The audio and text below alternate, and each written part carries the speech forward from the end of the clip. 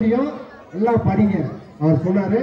அவர் நிறைய படித்து இவ்வளவு பெரிய பொறுப்புக்கு வந்து அவர் சொல்றாரு. நம்மால் முடியும் என்று நம்புங்கள். உண்மையிலேயே நம்மால் முடியும். அடுத்ததாக திரு டாக்டர் எம் உமா மகேஸ்வரன் அவர்கள் நம்முடைய சிறப்பு விருந்தினர் வந்து கலந்து கொள்ள வருகிறார். இவர் யார் அப்படின்னா, இளையராஜாவே ஒரு பெரிய டாக்டர் அப்படின்னு சொல்லுவாங்க. அவர் பாட்டை கேட்டு பல நோய்கள் குணமாகும். தற்கொலை பண்ணிக்க போனது கூட அவர் பாட்டை கேட்டுட்டு தற்கொலை பண்ணிக்காமல் திரும்பி வந்து வாழ்க்கையை வெற்றி பெற்றிருக்கிறார்.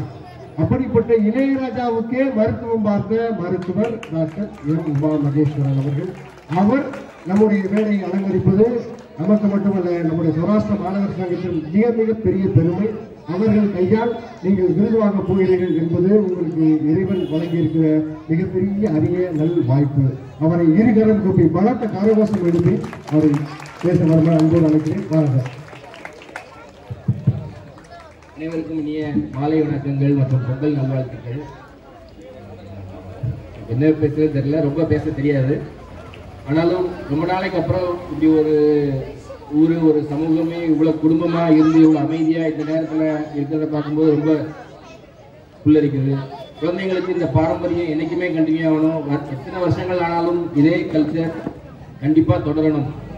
எனக்கு என்ன இன்வைட் பண்ணும்போது சுரேஷ் பாபு மற்றவங்களும் என்ன கூப்பிட்டாங்கன்னா, மாணவ செல்வங்களுக்கு வந்து இன்ஸ்பிரேஷனலாக கொஞ்சம் மோட்டிவேஷனல் டாக் கொடுக்கணும்னு சொன்னாங்க. பட்டு மாணவர்கள் ரொம்ப சின்ன மழலை செல்வங்களுக்கு எப்படி அது யூஸ்ஃபுல்லாக இருக்குன்னு தெரியல, நான் ப்ரிப்பேர் பண்ணது. பட் இருந்தாலும் இப்படி இந்த காலகட்டத்தில் தனி குடும்பமாக இருந்து 2 குழந்தைங்க, 1 குழந்தைங்க, 2 பேர் 3 பேர் இருக்கும்போது இப்படி இவ்வளோ பேரை குடும்பமாக மொத்தமாக ஒரே சமயத்தில் பார்க்கும்போது ரொம்ப புல்லரிப்பாக இருக்குது. மனித குழந்தைங்களுக்காக சொல்கிறேன். நம்ம வாழ்க்கையில் 4 தூண்கள். 1 ஹெல்த்து, நம்மளோட உடல் நலம். 2வது மைண்ட், மனநலம். 3வது உறவுகள். 4வது தான் செல்வம். உடல் நலத்தை எப்படி பாதுகாக்கணுங்கிறது உங்களுக்கு தெரியும். டெய்லி ஏதாவது ஒரு எக்ஸசைஸ் வச்சுக்கோங்க, சுகாதாரமான சுத்தமான உணவு முறையை வச்சுக்கோங்க, நல்ல ரெஸ்ட் எடுங்க, அதுலேயே உங்களுக்கு ஹெல்த் வரும். அடுத்தது செல்வம்.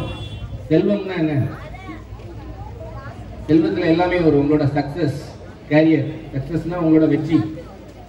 இப்போவே உங்களுக்கு வாழ்க்கையில நம்ம என்னவாகணுங்கிறத ஒரு கோலை நினைச்சிட்டு முன்னேறுங்க. முன்னாடி மாதிரி நாங்கள்லாம் படிக்கும்போது டாக்டர் ஆகணும், இன்ஜினியர் ஆகணும், அதுதான் பெரிய விஷயம்னு சொன்னாங்க. இப்போ உள்ள காலகட்டங்கள் அப்படி இல்லை.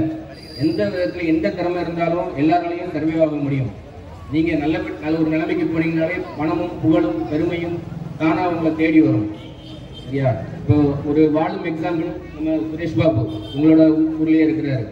சுரேஷ் பாபு, நாங்களாம் இன்ஜினியர் டாக்டர்னு போகும்போது உங்களுக்கு எதில் திறமை இருக்குதோ, நீங்கள் எதை ரொம்ப விரும்பி செய்வீங்களோ அதில் நீங்கள் எக்ஸல் ஆகணும், அதில் நீங்கள் பெரிய திறமைசாலி ஆகணும் அப்படிங்கிறது ஒரு வாழும் எக்ஸாம்பிள் நம்ம சுரேஷ் பாபு.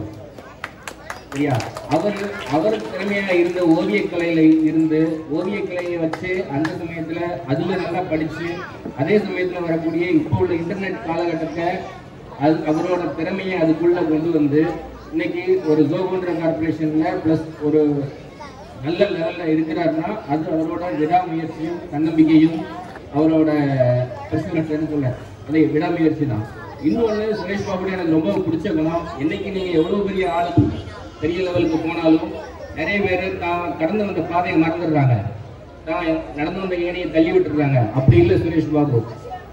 அவரை நீங்கள் உதாரணமாக எடுத்துக்கோங்க. அவரால் அதுக்கப்புறம் அவர் ஒரு நிலைமைக்கு போனாலும் இன்னும் நூற்றுக்கணக்கான ஆயிரக்கணக்கான இளைஞர்களுக்கு ஊக்குவித்து அவர்களை படிக்க வச்சு அவங்களுக்கு பலவிதமான வழிகாட்டுதலையும் உண்டாக்கிட்டு அவங்களுக்கும் ஹெல்ப் பண்ணிக்கிட்டே இருக்கிறாங்க. அதுதான் அவங்க வாழ்க்கையில் முக்கியம். தான் முன்னேறணுமாங்கிறது முக்கியம் இல்லை. தன்னை நம்பி இல்லை தன்னை நம்பாமல் இருக்கக்கூடியவங்களோட தேடி போய் கண்டுபிடிச்சு அவங்கள முன்னேற்றி அவங்கள எல்லா நம்ம சமூகத்தை நம்ம உலகத்தையே நம்ம வந்து திரும்பி பார்க்க வைக்கணும். நம்மளுக்கு ஹெல்ப் பண்ணணும். நம்ம எந்த சமூகத்திலேருந்து வந்தோமோ அதுக்கு நம்ம கிராட்டிடியூட், நன்றியை திருப்பி தெரிவிக்கிறது இதுதான். அப்போ இருக்கும்போது உங்களுக்கு பணமும் புகழும் பெருமையும் தானாக வரும். ஸோ வெற்றிங்கிறது என்னன்னா, உங்கள் மனசாட்சிப்படி நீங்கள் நியாயமாக இருக்கிறீங்களா, எந்த தவறும் செய்யாமல் இருக்கிறீங்களாங்கிறது ஒரு சுய வெற்றி. 2வது, உங்கள் சமூகம் உங்களை அங்கீகாரம் கொடுக்குதா, நீங்கள் போனீங்கன்னா உங்களுக்கு ஒரு புகழ் கிடைக்குதா, ஒரு பெருமை கிடைக்குதா, உங்களுக்கு ஒரு ரெஸ்பெக்ட் கிடைக்குதா, அதுதான் வெற்றி. இந்த 2 இருந்தால் பணம் தானாக வரும். ஸோ வெறும் பணத்தை தேடி போக வேண்டாம்.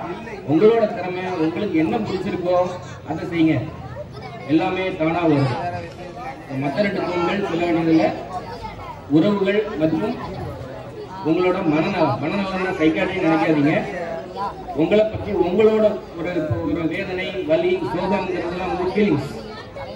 ஆனா அந்த ஃபீலிங்க்கு நீங்க எப்படி ரியாக்ட் பண்றீங்கிறது தான் உங்களையும் உங்களை சார்ந்திருக்க சமூகத்தையும் முன்னேற்றும். உங்களுக்கே சோகம் இருந்தாலும் இது எதனால வந்ததுங்கிறத யோசிச்சு அதுக்கு நம்ம எப்படி ரியாக்ட் பண்ணி அதனால நமக்கோ உலகத்துக்கோ கெடுதல் இருக்குன்னு அதை செய்யாதீங்க. ஸோ எல்லா எமோஷன்ஸ், மற்றவங்களோட எமோஷன்ஸையும் நீங்க கண்ட்ரோல் பண்ண தெரிஞ்சுட்டீங்கன்னா உலகத்துல நீங்க எங்கேயோ போயிடலாம். உங்க உறவுகள் உங்க கூடயே இருப்பாங்க. இந்த உலகமே உங்களுக்கு முன்னேறும். சரிங்களா? ஸோ கோல் உங்களோட விடாமுயற்சி, டைமை எஃபெக்டிவாக யூஸ் பண்ணுங்க. கண்டது விஷயங்கள், ஏன்னா இப்போ இருக்கிற இன்டர்நெட் காலகட்டத்தில் விரல் நுனியில் நல்ல விஷயங்களும் இருக்குது, மிக மோசமான விஷயங்களும் இருக்குது. ஸோ அதில் எது நல்ல விஷயம்